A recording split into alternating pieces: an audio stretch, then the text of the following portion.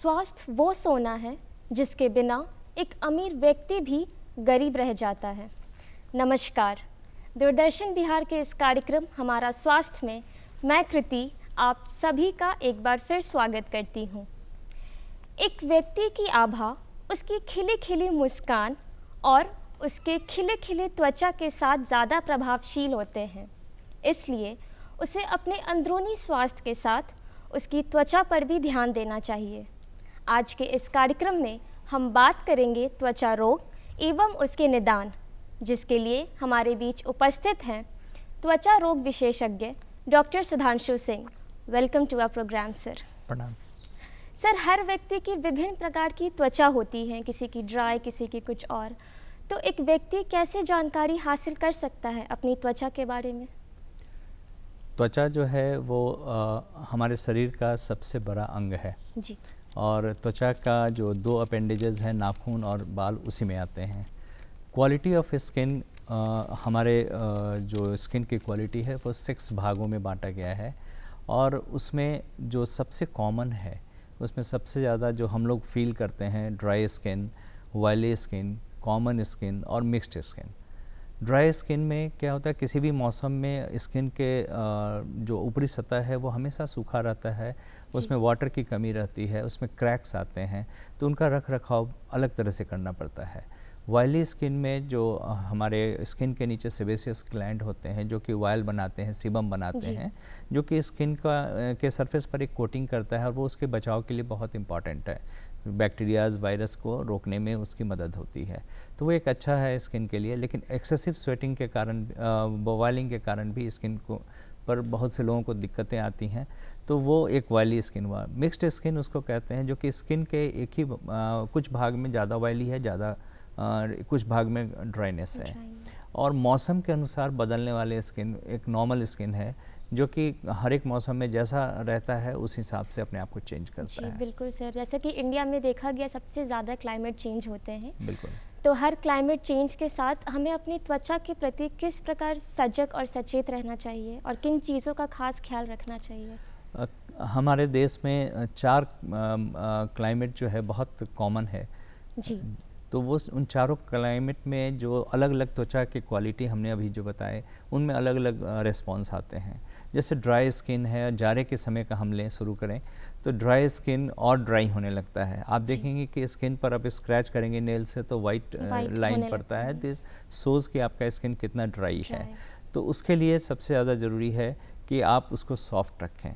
जो स्किन के नीचे से वाटर का लॉस होता है उसको रोकें। तो उसके लिए घरेलू उपाय में आप ऑलिव ऑयल यूज़ कर सकते हैं नहाने के तुरंत बाद। जाड़े के दिन में एक काम हम लोग और करते हैं कि गर्म पानी से नहाते हैं, उससे और स्किन ड्राई होता है, क्योंकि वेपराइज कर जाता है जो सरफेस वाटर होता है। तो उसके लिए तुरंत में 3 मिनट्स के अंदर में अगर आप बॉइलिंग कर लेते हैं स्किन को, तो वाटर ट्रैप हो जाता है, स्किन सॉफ्ट हो जाता है। ऑयली स्किन इस वक्त नॉर्मल बिहेव करता है, नॉर्मल स्किन नॉर्मल ही बिहेव करेगा। और जहाँ तक ये मिक्स्ड स्किन है, उसमें आपको देखना होगा कि फेस का क्या कंडीशन है, बॉडी का क्या कंडीशन है, अलग अलग जगह के लिए। ड्राई है तो उसके लिए ऑयलिंग करना सबसे ज़्यादा इम्पॉर्टेंट है। मॉइस्चराइज़र भी वन ऑफ द सॉल्यूशन है इसके लिए कि आप मॉइस्चराइज़र लगाएं, इमोलुएंट्स या paraffin based moisturiser, depending upon कि किस तरह का ड्राइनेस है, क्या स्टेजिंग है ड्राइनेस का। जी। तो सर, क्लाइमेट चेंज के अकॉर्डिंग जिस तरह से लोग अपनी त्वचा का ख्याल रखते हैं, तो कई घरेलू उपचार भी करते हैं। तो वो घरेलू उपचार ठीक है, वो घर पे करते हैं, तो क्या डॉक्टर से भी सलाह लेनी चाहिए? देखिए, घरेलू उपचार करने से पहले सबको अपने त्वचा के बारे में जानकारी ज़रूर होनी चाहिए। जी बिल्कुल। कि हमारा किस तरह से स्किन बिहेव कर रहा है हर एक मौसम में और मुझे क्या ज़रूरत है। कोई भी घरेलू उपचार करने से पहले उसका स्किन टेस्टिंग बहुत ज़रूरी है। कान के पीछे के स्किन पर उसको 2-4 दिन 5 दिन करने के बाद कि वो रिएक्ट कर रहा है कि नहीं, तब जाकर के करना चाहिए। आप जो भी घरेलू उपाय करते हैं, जैसे सबसे कॉमन है बेसन लगाना, मुल्तानी मिट्टी से वॉश करना, क्लीनिंग इम्पॉर्टेंट है। उसमें आप फेस वॉश यूज़ कर रही हो या सोप यूज़ कर रही हो या मुल्तानी मिट्टी यूज़ कर रही हो, पर्पस ऑफ क्लीनिंग है पोर्स में क्लीन होना। पोर्स में अगर ब्लॉकेज होगा तो आपका जो सीबम है वो बाहर नहीं निकलेगा, तो एक्नी होने के पूरे चांसेस हैं, इन्फेक्शन होने के चांसेस है अगर क्लीनिंग ठीक से नहीं हुआ तो। तो ये चीज़ है, ध्यान रखना है कि किन चीज़ों का आप उपयोग करना चाहते हैं, कब करना है और किस तरह से करना है। सर आपने एक्ने की बात की। सर एक्ने सबसे मोस्ट कॉमन प्रॉब्लम पाया गया है स्किन डिजीज़ में, तो सर ये किस एज ग्रुप में ज़्यादा ऑब्जर्व किया जाता है? टीनेज ग्रुप का ये डिज़ीज़ है, एडोलेसेंट पीरियड में ज़्यादा होता है, क्योंकि हार्मोनल चेंज के बाद खासकर लड़कियों में जो एस्ट्रोजन हार्मोन का सर्ज होता है, और उसके बाद जो स्किन के डेवलपमेंट्स होते हैं उसमें सेबेसियस ग्लैंड और सीबम का प्रोडक्शन ज़्यादा होता है। तो जहाँ से सीबम का प्रोडक्शन होता है वहाँ से स्किन सरफेस पर आने का जो उसका रास्ता है, इसको पाइलोसेबेसियस डक्ट कहते हैं। अगर वो ब्लॉकेज होता है किसी भी वजह से, तो वो सीबम बन के बाहर नहीं निकलता है, जम जाएगा और वही दाना होता है। अगर किसी भी विधि से अगर हम उस पैसेज को हमेशा साफ़ रखें, क्लीनिंग करने का प्रोसेस अपना सही रखें, तो वो कम हो सकता है एक्नी। एक्नी आने के बाद आप उसको बार बार हाथ से ना टच करें, क्योंकि सेकेंडरी इन्फेक्शन होने से फिर पस भी जमा होता है और फिर स्कैरिंग होने लगता है। तो इसको सफाई करना सबसे इम्पॉर्टेंट है। अगर ज़्यादा एक्नी आ रहा है तो अपने डॉक्टर से दिखा के सही ट्रीटमेंट लेना ज़रूरी है, ताकि उसका स्कार हो करके डिसफिगर्ड ना हो फेस। बिल्कुल। सर हम क्लाइमेट चेंज की बात कर रहे थे। अभी इन दिनों गर्मी के मौसम में कड़ी धूप रहती है, लोगों को बाहर निकलना पड़ता है किसी ना किसी काम से, तो सनबर्न होने के सबसे ज़्यादा चांसेस इस मौसम में पाए जाते हैं। बिल्कुल। जैसा हमने बताया कि स्किन जो है पूरे बॉडी में सबसे बड़ा ऑर्गन है, और किसी भी क्लाइमेटिक कंडीशन को सबसे पहले वही उस पर ही असर होता है। अभी जो मौसम है हमारे यहाँ ड्राई एंड हीट, फिर बीच में बारिश हो जाती है तो फिर ह्यूमिडिटी भी आ जाती है। तो ये dry, heated and heat and humidity, इस दोनों कंडीशन में स्किन पर सबसे ज़्यादा असर पड़ता है। स्किन को बचाने के लिए सबसे ज़्यादा मतलब उसको कवर्ड रखना बहुत इम्पॉर्टेंट है। उसका वाटर लॉस ना हो, उसका डैमेज ना हो। बहुत लोग सेंसिटिव होते हैं, कभी धूप में नहीं जाते हैं तो उन लोगों के स्किन पर रैसेस भी आने लगते हैं। तो ये सारी चीज़ें प्रॉब्लम्स आ सकती हैं। स्किन का जलन होना, इमीडिएट इफ़ेक्ट होता है टैनिंग, इमीडिएट इफेक्ट टैनिंग होता है, और लॉन्ग इफेक्ट में फिर स्किन डैमेज होने के बाद ब्लैकनिंग होना और रैसेस आना। कुछ रैसेस जो होते हैं इसको पॉलीमॉर्फिक लाइट इरप्शन कहते हैं हम लोग, हमेशा अल्ट्रावायलेट लाइट के कारण होता है वो। तो वो चीज़ को भी बचाने के लिए हमेशा कवर्ड कपड़ा पहनना, गर्मी के दिनों में ढीला कपड़ा, सूती, कवर्ड एंड मतलब कंफर्टेबल होना चाहिए। वो मैंने ऐसा कपड़ा नहीं पहना, हाँ, बॉडी से टच, मैंने बहुत टाइट कपड़ा नहीं पहनना चाहिए ताकि एयरी रहे वो। तो ये बहुत इम्पोर्टेंट है। Yes sir. डॉक्टर सुधांशु, हम बात करें पोल्यूशन की जो दिन ब दिन बढ़ते जा रही है, तो इनसे त्वचा पे तो बुरा असर पड़ता ही है, तो किस प्रकार हम अपनी त्वचा को इससे सुरक्षित रख सकें, क्या उपाय करें? पॉल्यूशन में एयर पॉल्यूशन जो सबसे ज़्यादा हमारे यहाँ है उसमें डस्ट पार्टिकल्स सबसे ज़्यादा हैं, और चूँकि जो एरिया में अगर फैक्ट्रीज़ हैं जहाँ फ्यूम्स होते हैं, केमिकल्स होते हैं, वहाँ का एयर पॉल्यूशन थोड़ा अलग होता है। और शहर का एयर पॉल्यूशन जहाँ पर फैक्ट्रीज़ नहीं है वहाँ पे ज़्यादातर डस्ट से ही होता है, और ये पॉल्यूशन स्किन पर तो अफेक्ट करते ही, और एलर्जी एंड रैसेस के रूप में। साथ साथ इन्हेलेशन के बाद नोज़ से ब्लीडिंग होना और सांस में तकलीफ़ होना, ये सारी चीज़ होते हैं। अगर ऐसा पॉल्यूशन, अगर AQI जिसको कहते हैं, अगर हाई है तो रुमाल भिंगा करके उसको नाक पर बांध कर चलने से कम भीगे रुमाल से डस्ट पार्टिकल जो वो छन जाते हैं, तो आपको कंफर्टेबल रहते हैं। और रुमाल भिंगा के बांधने से डायरेक्ट जो स्किन पर जो लाइट पड़ता है, सनलाइट पड़ता है, उससे भी बचा जा सकता है। जी बिल्कुल। सर, स्किन एलर्जी जो सबसे ज़्यादा ही मैं कहूँगी देखा गया है, तो उसके सिम्टम्स क्या हैं जिससे हमें पता चले कि वो हमें स्किन एलर्जी हुआ है? आज के इस ज़माने में जबकि बहुत ज़्यादा मिलावट हो रही है सभी चीज़ों में, तो आप ये श्योर नहीं हो पाते हैं कि हम कोई शुद्ध चीज़ खा रहे हैं या लगा रहे हैं। इस कंडीशन में एलर्जी बहुत कॉमन है, और एलर्जी के सबसे पहले साइंस हैं कि लगाने के 24 घंटे के अंदर में या 48 घंटे के अंदर में उस एरिया में रेडनेस होना, दाने निकलना, इचिंग होना, और बहुत ज़्यादा होगा तो उसमें से सब फफोले हो जाना और पानी निकलना। ये सारे सिम्टम्स हैं एलर्जी के, और ये इमीडिएट एलर्जी हुआ। कुछ डिलेड एलर्जी होती है जो कि बॉडी के अंदर जाने के बाद एंटीजन एंटीबॉडी कम्प्लेक्स बनाती हैं, और बाद में फिर वो महीने 2 महीने के बाद एलर्जी सिम्टम्स देते हैं। तो सर उसके लक्षण के बारे में हमें कैसे पता हाँ, चल सकता तो है? एलर्जी के इमीडिएट इफ़ेक्ट में 2 तरह के एलर्जी होते हैं। एक अर्टिकेरिया जिसको कहते हैं, जी। जो आम बोलचाल की भाषा में जुलपित्ती जिसको कहते हैं, जी। वो एंटीजन एंटीबॉडी रिलेटेड है और उसमें जो ट्रीटमेंट है वो लंबी चलती है एंटी एलर्जिक देने के बाद, और ख़ासकर एलर्जन को पिन पॉइंट करना पड़ता है कि किन चीज़ों से पेशेंट हमारा सेंसिटिव है। खाने की किसी चीज़ से है, बॉडी पर लगाने की चीज़ से है, पहनने की चीज़ से है, या कोई कॉस्मेटिक्स से है, तो किसी भी चीज़ से एलर्जी हो सकती है। तो पेशेंट अपने हिस्ट्री में उसको जब भी पकड़ पाता है तो उसका निदान परमानेंट होता है, नहीं तो सिम्टोमेटिक रिलीफ सिर्फ एंटी एलर्जिक से और स्टेरॉयड से बीच में अगर जैसा सिम्टम्स है उस हिसाब से देना पड़ता है। सर हम लेज़र ट्रीटमेंट की बात करें स्किन में, तो लेज़र ट्रीटमेंट में लेज़र का क्या रोल है स्किन ट्रीटमेंट में? देखिए, जनरल लाइट जो होता है वो मल्टी क्रोमेटिक होता है, मतलब अलग अलग कलर्स उसमें होते हैं। लेज़र एक ऐसा लाइट है जो मोनोक्रोमेटिक है, मतलब सिंगल कलर का होता है, उसमें सिंगल एम्पलीट्यूड होता है और एक ही सोर्स से निकलता है। इस लाइट की पेनिट्रेशन बहुत अच्छी होती है, तो इसको हम लोगों ने अपने मेडिकल साइंस में यूज़ किया है, और इसका अलग अलग चीज़ों के लिए अलग अलग लेज़र्स यूज़ होते हैं। जैसे अगर बाल बॉडी से हटाना है, जैसे फेशियल हेयर है लड़कियों में जो कि नॉर्मल नहीं है, तो उसको हटाने के लिए जो लेज़र्स होते हैं वो अलग होते हैं। कुछ लेज़र्स होते हैं जो कि स्कार रिडक्शन के लिए होते हैं, जो फ्रैक्शनल CO2 लेज़र है। कुछ लेज़र कटिंग लेज़र होता है जिससे कि सर्जरीज़ की जाती हैं। तो लेज़र्स के अलग अलग रोल हैं, अलग अलग यूज़ हैं, और उसी तरह से अलग अलग सोर्स से वो लेज़र यूज़ करते हैं। जैसे Nd:YAG लॉन्ग पल्स लेज़र होते हैं, CO2 फ्रैक्शनल लेज़र होता है, फिर डायोड लेज़र होता है फेशियल हेयर रिमूवल के लिए। तो ये सारी चीज़ें, एक्साइमर लेज़र होता है जो सफ़ेद दाग में भी यूज़ होता है, सोरियासिस के लिए भी यूज़ होता है।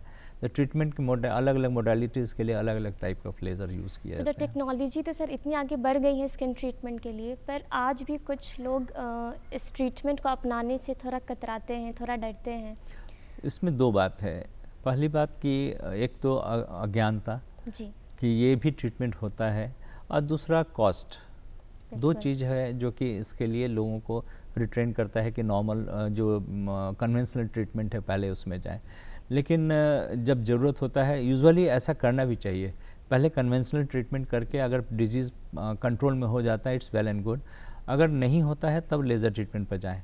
कुछ डिजीज़ का सीधा लेज़र ही ट्रीटमेंट होता है, तो उसको तो डायरेक्ट जाना पड़ता है। जी सर, तो ये अवेयरनेस लाना बहुत ज़रूरी है। बहुत ज़रूरी है, बहुत ज़रूरी है। दर्शकों को बताना चाहूँगी कि अवेयरनेस लाना लेज़र ट्रीटमेंट में हमेशा आप अपना जो भी मन की बात है अपने डॉक्टर से ज़रूर पूछिए, उनसे पूरी जानकारी लीजिए कि किस तरह का लेज़र यूज़ होगा और उस लेज़र के क्या क्या साइड इफ़ेक्ट्स हो सकते हैं लॉन्ग रन में और शॉर्ट टर्म में। तो दर्शकों, इसमें डरने की कोई बात नहीं है, आप आराम से डॉक्टर से सारे क्वेश्चंस आप पूछ सकते हैं। तो सर मैं बात करूँ सफ़ेद दाग, जो समाज में एक भ्रांति भी मैं कहूँगी है, अभी भी है। तो सर इसमें किस कारणवश ये होने की ज़्यादा संभावना है और कैसे इसे रोका जा सकता है? सफ़ेद दाग ज़्यादातर ऑटो इम्यून डिजीज़ है, इम्यून सिस्टम में चेंज आता है, और वो जो चेंज आता है वो जो कलर बनाने वाले हमारे शरीर में स्किन में जो सेल्स हैं, मेलानोसाइट सेल कहते हैं, उसके फंक्शन को रोकता है। जहाँ भी वो मेलानोसाइट सेल का फंक्शन को रोक दिया वहाँ पर कलर नहीं बनता है और उसका स्किन का कलर ऊपर में सरफेस पर वाइट हो जाता है।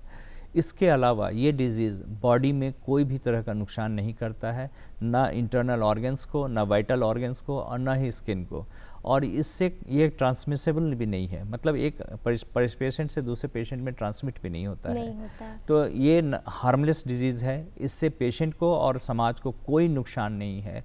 स्किन भी नॉर्मल काम करता है, सिर्फ उसका कलर वाइट हो गया है। सोसाइटी में हम लोग इसको थोड़ा हेय दृष्टि से लोग देखता है, इस कारण से लोग ट्रीटमेंट कराने के लिए परेशान रहते हैं। इस इसको विटिलिगो भी कहते हैं इंग्लिश में। तो सफ़ेद दाग के मरीज शारीरिक रूप से कम परेशान होते हैं, मानसिक रूप से ज़्यादा परेशान हो जाते हैं सोसाइटी के बिहेवियर के कारण। अगर हम लोग सभी लोग जान लें कि ये कोई भी ख़राब बीमारी नहीं है, तो पेशेंट को इलाज कराने में भी सहूलियत होगी, क्योंकि मानसिक तनाव में ये ऑटो इम्यून डिजीज़ और ज़्यादा बढ़ जाते हैं। जी, तो ऐसी कोई बड़ी बीमारी नहीं है जिससे लोग दूर जाएं और डरें और मेंटल ट्रॉमा में जाएं। मेंटल ट्रॉमा में जाते हैं। बिल्कुल। सर, बढ़ती उम्र से लेके बच्चों से लेके बुज़ुर्ग तक कैसे खान पान का ध्यान रखना चाहिए, किस तरह का, कि अपने त्वचा के प्रति हम सजग और सचेत रहें, दर्शक को बताएं। हाँ, ये बहुत अच्छा प्रश्न है आपका कि स्किन को हमेशा हेल्दी रखने के लिए कुछ चीज़ें हैं जो कि स्किन को हमेशा चाहिए। पहला कि हाइड्रेशन, जी। वाटर जो है वो बहुत इम्पॉर्टेंट है।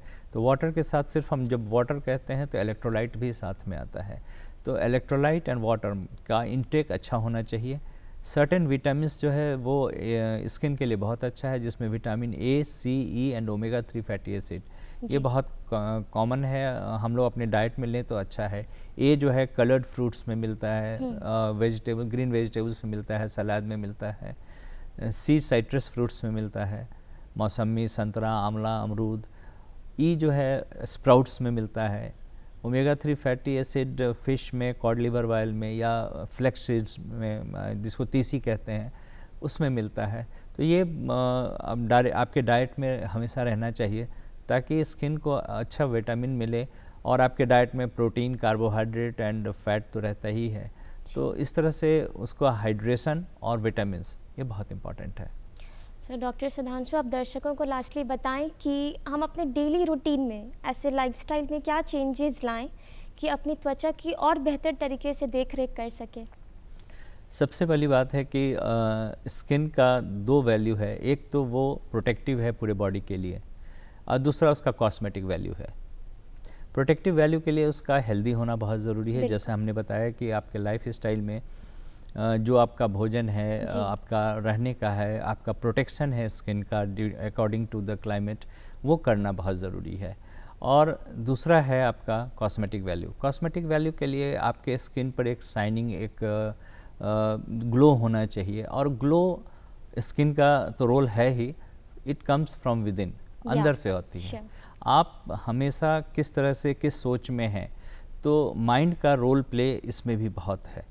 आप किस तरह से सोच रही हैं, हमेशा किस सिचुएशन को हैंडल करने के लिए कैसे आप बढ़ते हैं, आप हमेशा स्ट्रेस में रहते हैं, तो इसका रोल है। जैसे स्किन पर झुर्री का आना, जी, ये भी एक एज रिलेटेड फैक्टर भी है।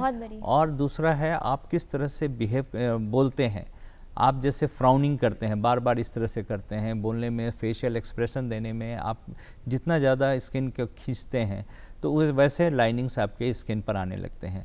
दूसरा है रिंकल्स का आना, वो स्किन के टोन का लूज़ हो जाने से होता है। दूसरा वाटर की कमी से हो सकता है। सैगिंग ऑफ स्किन होता है, जैसे डबल चिन हो जाना, फैट के कारण भी होता है। तो ये सारी चीज़ें हैं जो कि सबक्यूटेनियस फैट को कंट्रोल करना, उसके लिए मसाजिंग, व्यायाम, अर्ली मॉर्निंग राइज, मैंने सवेरे उठ करके, हाँ, अर्ली टू राइज बहुत इम्पॉर्टेंट है। क्योंकि आप जो भी कर रहे हैं, अगर आपका रूटीन अच्छा रहेगा तो आपके शरीर उसी तरह से, चूँकि हमारा शरीर जो है ना टाइम के अनुसार बंध जाता है। जैसे आप सवेरे उठ करके व्यायाम करते हैं, समय खाते हैं, तो आपके पास एम्पल ऑफ टाइम है कि आप, लेट राइजर्स हमेशा स्लोअर, ब्रेन भी स्लगिश काम करता है। तो हमेशा याद रखना चाहिए कि हमारा एक अच्छा रूटीन हो, सुबह का उठना और उसका व्यायाम करना, उसके बाद फिर अपना डेली रूटीन फॉलो करना, वो ज़्यादा अच्छा होता है शरीर के लिए। तो डॉक्टर सुधांशु ने बताया कि that your healthy mind makes a healthy skin. Am I right sir? या सो अपनी सोच को हमेशा पॉजिटिव और अच्छा रखिए और अपने त्वचा को हमेशा स्वस्थ रखिए। सर, आजकल अब आज के दौर में जनरेशन्स आगे बढ़ रही है, mass media, communication, film making, हर जगह लोग अपनी पहचान बना रहे हैं। तो वो अपनी ब्यूटी पे भी ध्यान दे रहे हैं, जहाँ बहुत सारे कॉस्मेटिक प्रोडक्ट्स यूज़ किए जा रहे हैं। तो वो तो ठीक है हमारे आउटर ब्यूटी के लिए, बट इट्स दैट इफेक्टिंग, वो हमारे त्वचा को हानिकारक हैं या नहीं है? जैसा कि शुरू में ही हम लोगों ने बात किया कि हमारे स्किन की क्वालिटी अलग अलग है। तो आपको पहले अपने स्किन की क्वालिटी पहचाननी चाहिए और स्किन पर जो भी प्रोडक्ट यूज़ करना है, जैसे ज़्यादातर आजकल लाइटनिंग, स्किन को के कलर को लाइट करने के लिए, मतलब पिगमेंटेशन हटाने के लिए या ग्लो लाने के लिए 10 तरह की दवाइयाँ या कॉस्मेटिक्स यूज़ की जाती हैं। उसमें सबसे इम्पॉर्टेंट है ओवर द काउंटर बिकने वाली दवाइयाँ, वो है स्टेरॉइड्स। बहुत सारे पेशेंट जो हम लोग के पास आते हैं वो स्टेरॉइड्स बहुत दिन से लगाते आते हैं, जिसके कारण स्किन बिल्कुल पतला हो जाता है और रेड हो जाता है। शुरू में तो बहुत अच्छा लगता है, ग्लो भी आता है, बट लॉन्ग टर्म यूज़ करने से स्टेरॉयड पर से स्किन थिन हो जाता है, स्किन के नीचे की खून की नली दिखने लगती है और स्किन पर रोआं भी आने लगता है। तो हमेशा अवॉइड करना चाहिए कोई भी कॉस्मेटिक प्रोडक्ट यूज़ करने से पहले उसके कंपोजिशन को ज़रूर ध्यान से देखना चाहिए कि किस कंपोजिशन में है, क्या है, और यूज़ करें। कोई भी नया चीज़ यूज़ करने से पहले आप उसका स्किन टेस्टिंग ज़रूर करें, कान के पीछे लगा करके उसकी एलर्जी टेस्ट कर लें। कोई प्रॉब्लम नहीं होता है तब जा कर के उसको इस्तेमाल करने की कोशिश करें। कॉस्मेटिक प्रोडक्ट्स यूज़ करने में चूँकि बाज़ार में हज़ारों कॉस्मेटिक प्रोडक्ट्स हैं, इसमें सेलेक्ट करना बहुत मुश्किल है। तो आपका स्किन किस तरह से बिहेव कर रहा है और किस कॉस्मेटिक प्रोडक्ट को यूज़ करना है, उसके लिए उसका बेस देखना बहुत ज़रूरी है। अगर बहुत ड्राई स्किन है आपका तो वैसा प्रोडक्ट यूज़ करना है जिसमें कि इमोलुएंट्स मिला हुआ है, मॉइस्चराइज़र मिला हुआ है। बहुत ऑयली है तो वैसा प्रोडक्ट यूज़ करना है जो कि स्किन को जैसे जेल फॉर्म है या जो कि ड्राई रख सके, नहीं तो पसीने के साथ वो कॉस्मेटिक प्रोडक्ट हट जाएगा। और सन स्किन लोशन यूज़ करने का भी एक चलन है कि वो कैसे यूज़ करें, आप कौन सा यूज़ करें। तो डिपेंडिंग अपॉन कि आपका स्किन का जैसे क्वालिटी क्या है, टाइप 4 क्वालिटी है, टाइप 3 है, टाइप 6 है, तो आपका कलर क्या है उस हिसाब से आप यूज़ करती हैं। वो कहीं भी बाहर जाने से कम आधा घंटा पहले थिक लेयर सन स्किन लोशन लगा लेना चाहिए और उसके बाद हर एक 2 से ढाई घंटे पर उसको रिपीट करना पड़ता है। तो सन स्किन लगाना बहुत इंपॉर्टेंट है और तरीके से लगाना इंपॉर्टेंट है। और हम तो कहते हैं ज़्यादातर कवर करना ज़्यादा इंपॉर्टेंट है। यस सर, तो जैसा आपने कहा कि कॉस्मेटिक प्रोडक्ट यूज़ करना बुरी नहीं बात है, बट एक अवेयरनेस होना चाहिए, अवेयरनेस और अपने स्किन के अकॉर्डिंग उसको यूज़ करना बहुत इम्पॉर्टेंट है। Yes sir.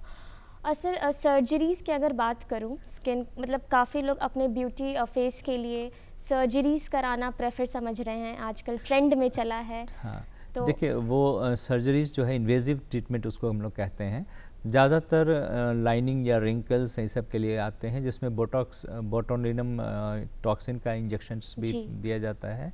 वो सारा जो है बोटॉक्स लेने से वो टेम्पररी है, बार बार लेना पड़ता है और उसमें फेशियल पैरालिसिस होता है और स्किन थोड़ा मास्क फेस हो जाता है जो कि एक्सप्रेशनलेस हो जाता है धीरे धीरे।